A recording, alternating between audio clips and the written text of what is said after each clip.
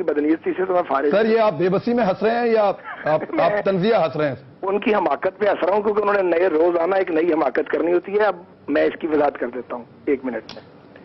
2,14,000 جو تھے وہ بیلٹ پیپر بھیجے گئے تھے اس کو نادرا کو. ٹھیک ہے. 2,14,000.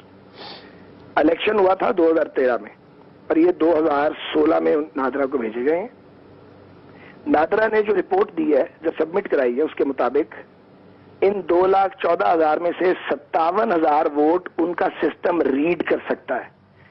جو ریڈیبل تھے وہ 57,000 تھے اور جو ریڈیبل تھے ان میں 99.9% ووٹ ویریفائی ہوئے ہیں اور 0.1% ووٹس کے بارے میں انہوں نے کہا ہے کہ یہ جعلی ہیں یا غلط ہیں یا ایک بندہ 2 ووٹ ڈال گیا. 0.1%. جبکہ 1,40,000 جو ووٹ ہیں وہ نادرا نے کہا ہے کہ وقت گزرنے کے ساتھ یا چونکہ میگنیٹائزڈ انک یوز نہیں کی گئی اس کے یا انگوٹھے کا جو سٹینڈرڈ تھا لگانے کا جب ووٹر ڈالا تھا وہ معیاری تھا اور ملٹیپل ریزنز ہوتی ہیں. انہوں نے کہا ہمارا سسٹم اسے ریڈ نہیں کر سکتا.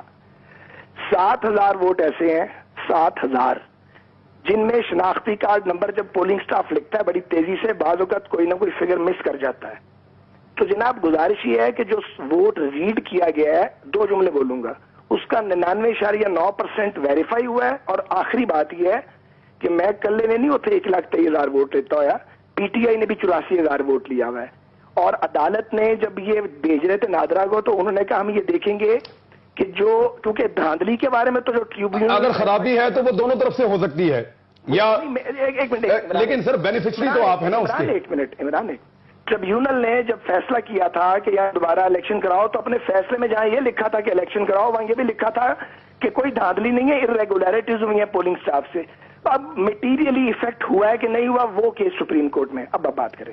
اچھا مجھے سر یہ بتائیں دیکھیں جی